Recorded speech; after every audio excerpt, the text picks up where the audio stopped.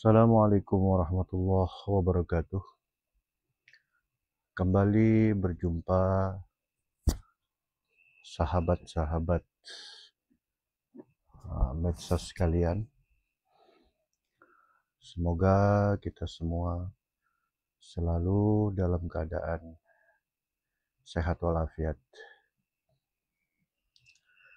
Kembali melanjutkan uraian yang berjudul visi misi yang dibawa para nabi di sepanjang zaman. Nah, ini tentang literasinya ya, kawan-kawan ya.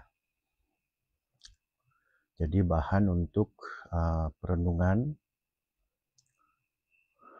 bahan untuk mengarahkan pikiran kita ke hal-hal yang semestinya. Semisal kita ingin berangkat ke Amerika misalkan, ya tentu kita pelajari referensi literasi itu naik apa ke Amerika. Pesawat misalkan, butuh biaya berapa, kita harus tahu untuk ongkos pulang perginya. Kemudian biaya hidup di Amerika berapa, dan seterusnya. Itu sebelum kita berangkat, kita pelajari itu. Narasi, teori, literasi, ataupun rujukan ya. Baik, sahabat-sahabat medsos sekalian, meneruskan dari literasi atau dari artikel yang kemarin ya, oleh dari link islamina.id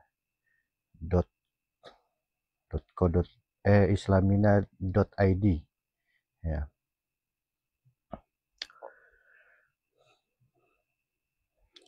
Penulis oleh Muhammad Afif Soleh, Master Agama ya.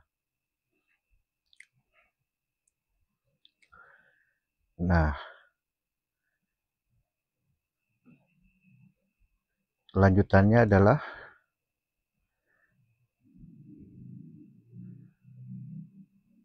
ini udah langsung yang keempat ya kawan-kawan ya, saudara-saudara sahabat sekalian ya. Tujuan dari visi dan misi diutusnya para nabi ya. Yang keempat adalah hal ini bila dilakukan keimanan bertambah sempurna. Ya. Keimanan yang hakiki dalam diri seorang mukmin terdiri dari 3 komponen. Yaitu pertama, hati meyakini kebenaran tentang keesaan Tuhan. Terlebih sampai ke hakul yakin. Bukan terlebih, tapi memang semestinya itu bukan hanya yakin, tapi sampai hakul yakin ya. Ya, saya lanjutkan. Kedua, lisan mengikrarkan kalimat syahadat. Nah, mengikrarkan kalimat syahadat ini tentu saja harus ada yang disaksikan. Sesuai dengan makalah dari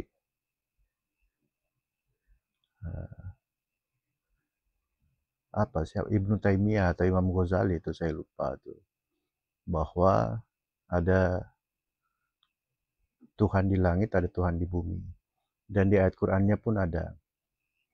Tuhan di langit dan Tuhan di bumi. Nah, waktu itu sempat saya pasang ayat itu di foto profil WhatsApp saya ya. Tapi saya lupa tuh surah apa ayat berapa tentang Tuhan di langit dan Tuhan di bumi. Jadi seluruhnya menyembah kepada Tuhan. Gitu. Tetapi itu masih mutasyabihat. Harus ada penjelasan yang lebih rinci, tentu dari ulama yang benar-benar arif billah. Seperti itu ya, kawan-kawan sekalian, sahabat-sahabat sekalian ya. Baik, saya lanjutkan. Dan ketiga, anggota badan mempraktikkan ajaran agama. Ya, tentu saja. Apabila terhubung dengan Allah, ya otomatis beragama. Seperti makalah awaluddin ma'rifatullah, awal mula beragama adalah kenal kepada Allah. Jadi seluruh gerak-gerik kita itu lillahi ta'alanya sempurna, karena Allahnya, karena Tuhannya sempurna. Bukan karena motivasi dunia, seperti misalkan pujian orang, atau ada udang di balik batu, dan lain sebagainya. Itu akan bersih dari seluruh penyakit-penyakit hati. Ya, kita bergerak, benar-benar memang Allah sendiri yang menggerakkan, Allah sendiri yang mensyariatkan. Ya tentu saja, jika seperti itu ya seluruh kita ini jadi sibghatullah ya. Kita ikhlas ya diikhlaskan, kita sabar disabarkan, kita tawakal ditawakalkan. Nah itu butuh metode yang memang di akhir zaman ini sangat langka sekali yang membuka hal ini, utamanya di publik. Ya, seperti itu. Baik, saya lanjutkan. Dalam hal ini, Syekh Nawawi Al-Bantani dalam tafsirnya Marrah Labid pernah menjelaskan bahwa orang yang mengaku ahli tauhid harus melakukan 4 hal ini agar keimanannya menjadi sempurna.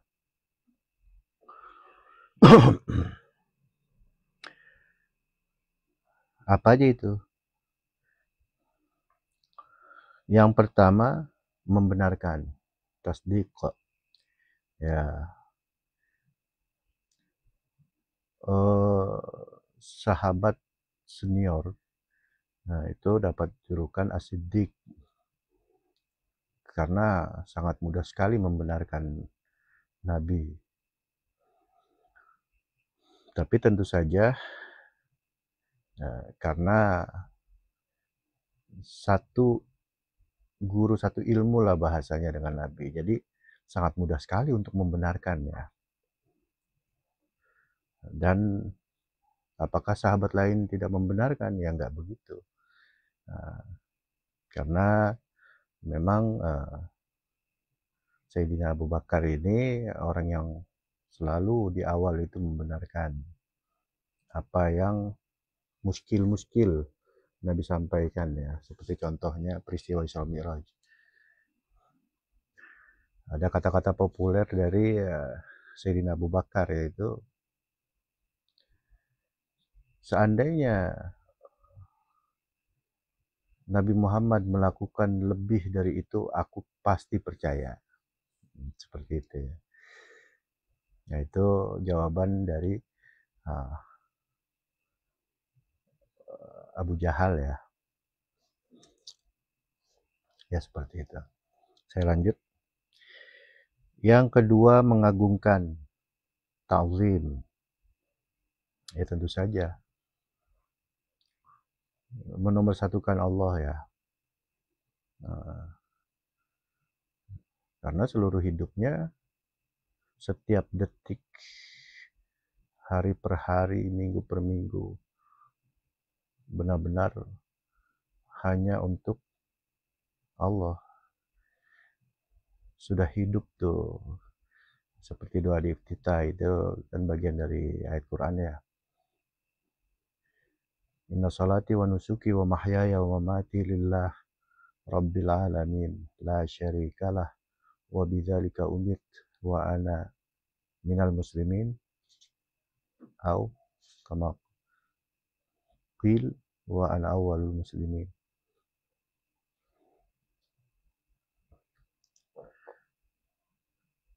Sungguhnya aku hadapkan wajahku kepada wajah Allah.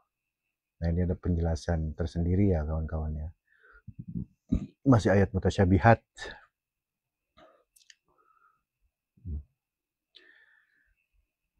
Yang kekuasaannya itu meliputi lapisan-lapisan langit dan bumi.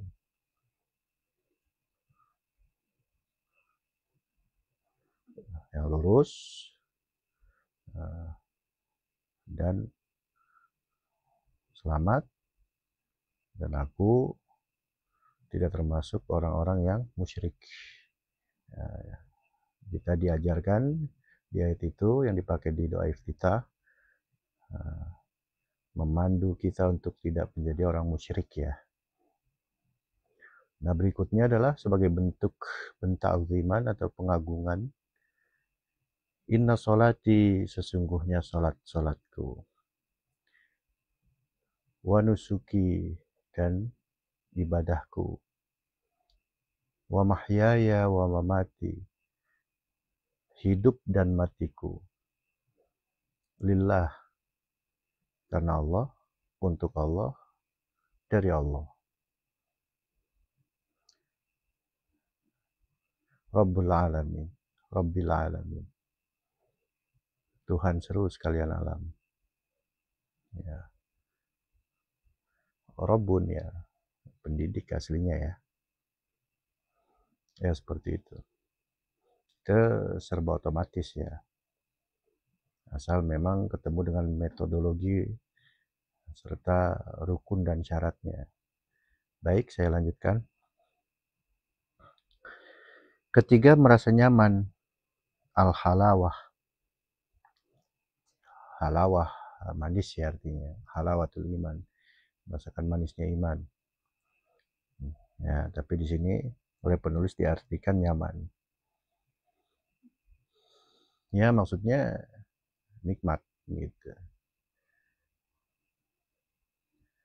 Banyak contoh dari orang-orang besar itu seperti tidak ada takutnya. Nabi Muhammad dilempari batu, Nabi Musa dikejar-kejar Firaun, Nabi Ibrahim dibakar. Juga banyak lagi ulama-ulama yang terdahulu sebelumnya juga, yaitu para sahabat-sahabat mengalami hal-hal yang ekstrim dalam hidupnya. Tetapi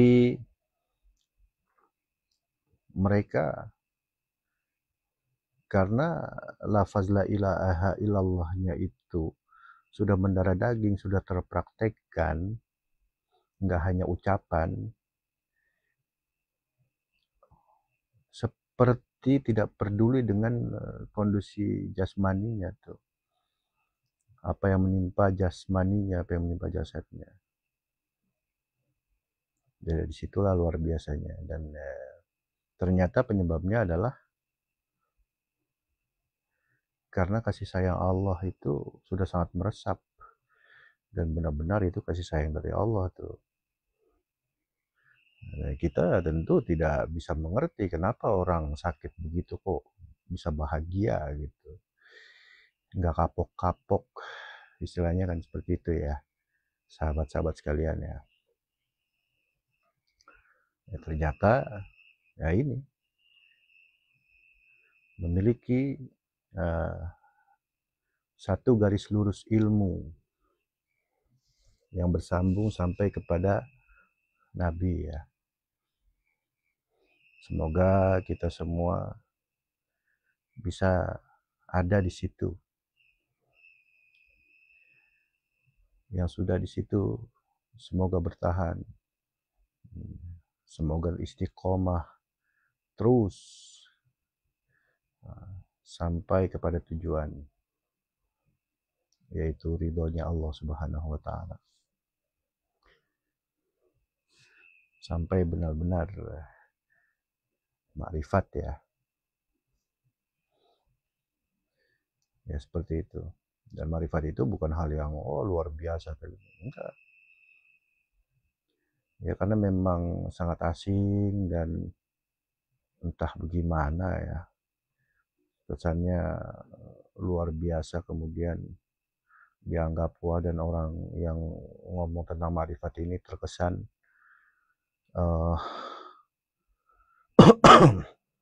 sombong atau apa. Ya, saya belum tahu tuh sebab-sebabnya ya. Tapi yang pasti adalah sebabnya. Nanti mudah-mudahan kita ketemu uraian-uraian tersebut ya. Kalau memang Allah meridhoinya. Baik, saya lanjutkan. Keempat, merdeka atau bebas. Al-hurriyah. Iya, jiwanya sangat merdeka sekali. Orang-orang yang berada dalam ilmu visi misi kenabian ini jiwanya tuh lapang, dadanya lapang, hidupnya merdeka. Tapi bisa jadi di mata orang sangat menderita, bisa seperti itu ya, sahabat-sahabat sekalian. Ya, saya lanjutkan. Barang siapa yang tak membenarkan keesaannya, maka termasuk orang munafik. Ya. Serta siapapun yang tak mengagungkannya, maka termasuk ahli bid'ah. Ahli bid'ah ini bid'ah nggak mengagungkan Allah itu ya bid'ah. Tapi secara praktek ya kawan-kawan ya, zahir dan batin loh. Dan yang terpenting itu tersambung keilmuannya. Nah itu sangat penting para sahabat medsos sekalian, ketersambungan ilmu itu ya. Bid'ah ternyata nggak mengagungkan Allah Subhanahu wa Ta'ala, nggak mengagungkan Tuhan, atau Tuhan itu kalah agung dengan isi dunia kita. Nah, silakan dicek di diri kita masing-masing. Dan tentu saja untuk mengagungkan ini itu nggak sembarangan caranya. Kalau kita nggak ketemu dari hal yang bisa ditangkap oleh panca indera kita, kemudian kita langsung mengagungkan Allah, tentu saja kita mengagungkan salah sasaran. Yang pertama, kita mengagungkan tentang cerita tentang Allah. Nah, bisa lebih lanjut, lebih kronis lagi, mengagungkan hayalan-hayalan kita sendiri tanpa kita sadar. Jadi interaksinya harus benar-benar dari hal paling kecil atau paling rendah ya, yaitu jasad kita, jasmani kita, kepada saya sebut saja jalur ketuhanan ya. Ya seperti itu. Atau kalau dalam warna Islam, silsilah ilmu tauhid, ya gampangnya seperti itulah, apapun itu ya, bebas penamaannya ya. Baik, saya lanjutkan. Juga barang siapa yang tak merasakan manisnya iman, maka ia termasuk orang yang ria atau pamer. Jadi apabila iman itu tidak terasa enak, kita tergolong orang ria.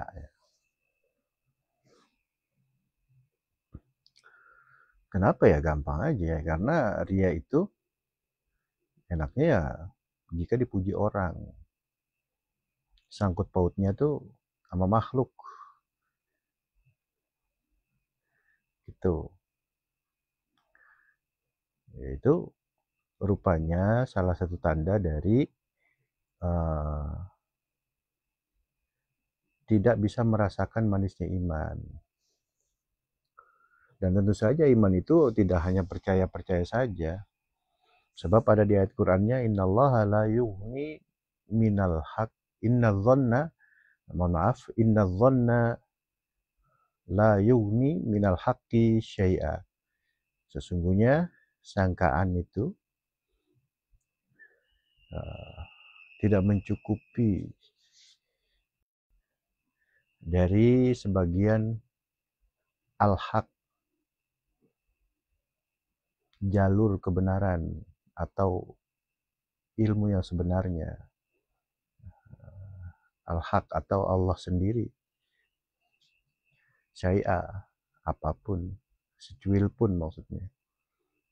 Jadi apa? Kalau hanya yakin, yakin itu adalah produk otak. Otak itu baharu. Adanya otak pas kita lahir. Kemudian nggak adanya otak, ya pas kita wafat. Itu otak. Kemudian apa yang kita cerna, kita nalar itu menjadi sebuah keyakinan. Itu lebih baharu lagi dari otak kita. Sedangkan Allah tidak ada awal, tidak ada akhir. Maha Qadim. Tentu untuk bisa mengimani Allah itu bukan percaya aja, bukan yakin aja. Tapi ada campur tangan, tanda petik ada campur tangan Allah. Bahasa saya ada unsur Allah.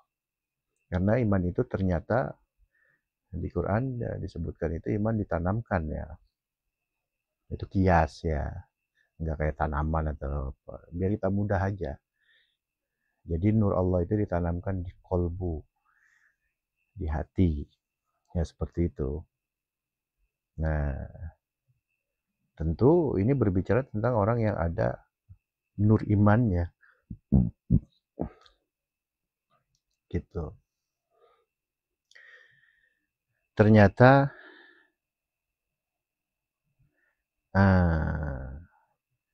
apabila tidak bisa merasakan atau imannya itu tidak berbuah manis, tidak keluar rasa manisnya lah seperti itu.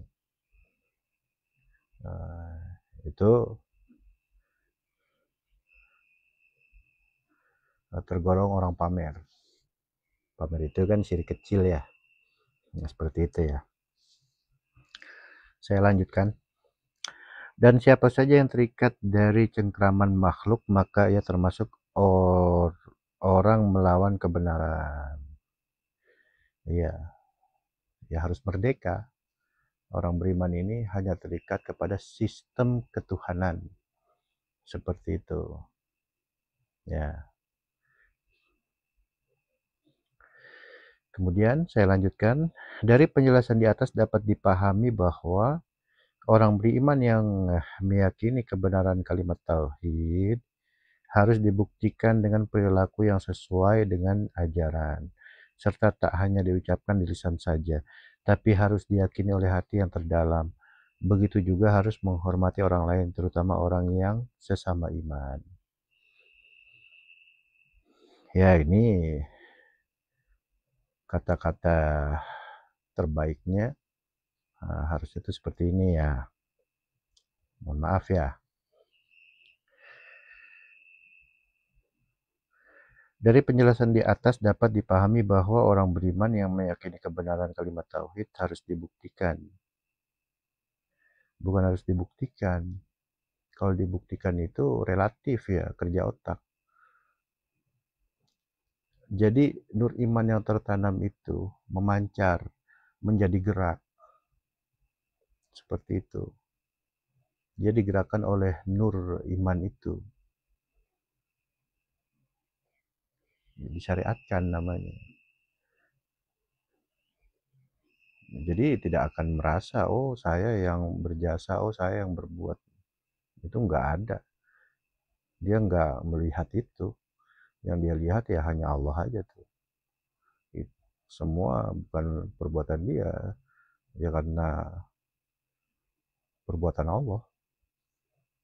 Walaupun dilihat orang itu perbuatan dia misalkan. Gitu. Jadi kita ini hanya objeknya Allah aja tuh. Kalau bahasa lainnya, kita ini wayangnya Allah. Ya kalau Allah nggak gerakin sebagai dalang ya, kita pasif ya. Seperti itu ya. Ya otomatis dengan sendirinya itu kalimat tauhid hidup.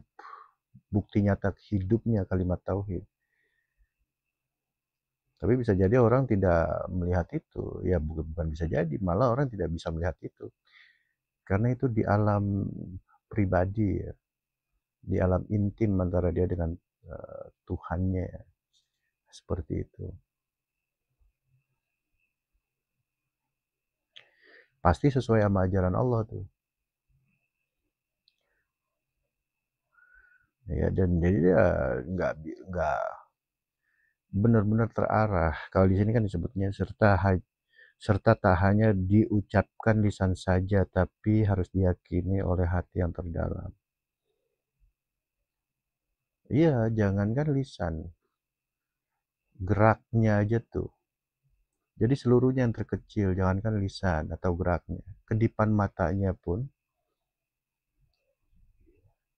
itu dia menyaksikan bahwa itu kemahabesaran Allah. Kedipan mata. Apalagi lebih dari itu.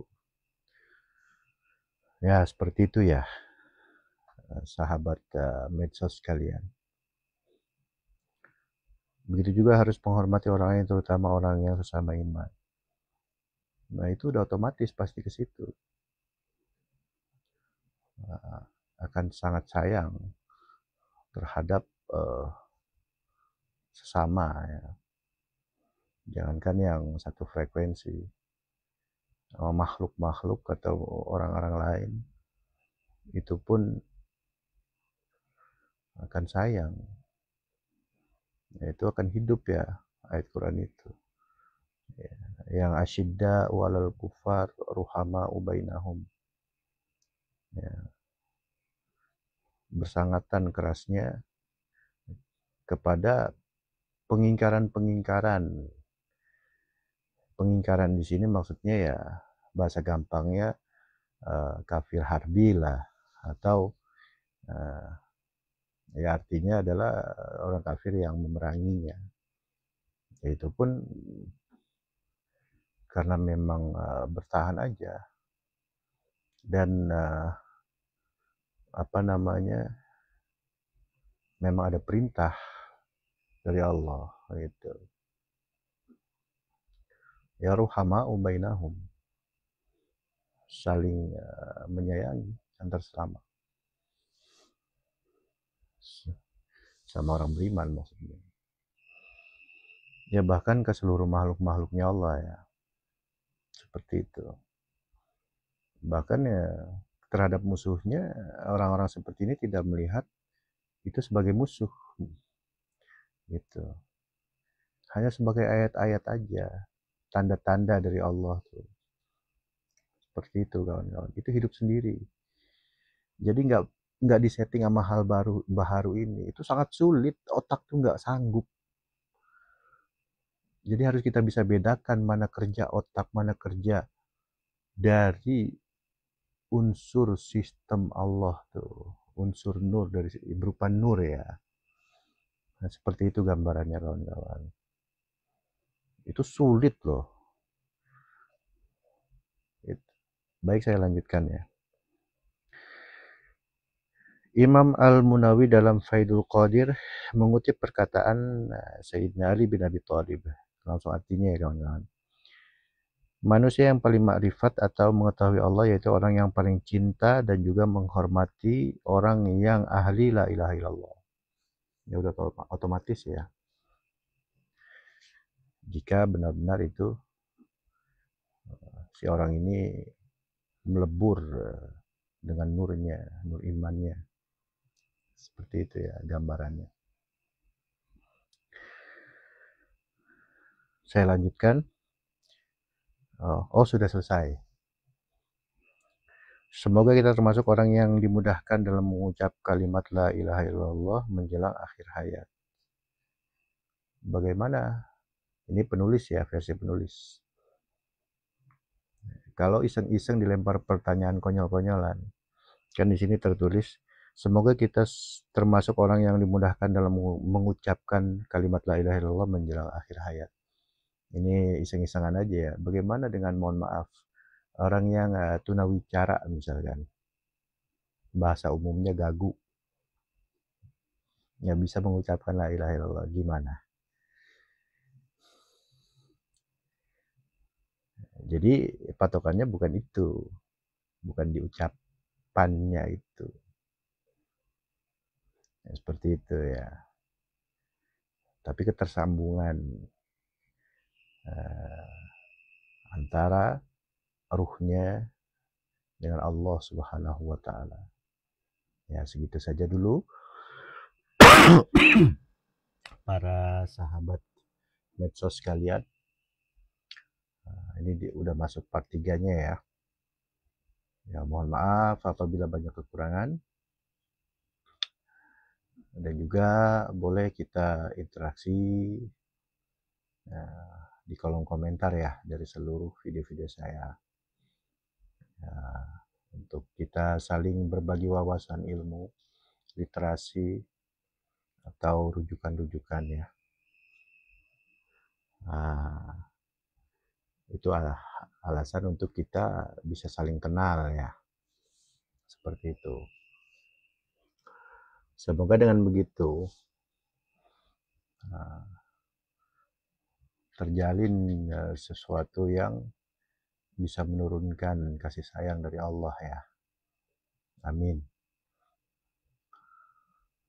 Salam bahagia, jangan lupa untuk selalu bahagia, karena kita aslinya adalah makhluk bahagia. Ilahi anta maqsudi wa ridhaka matlubi. Assalamualaikum warahmatullahi wabarakatuh.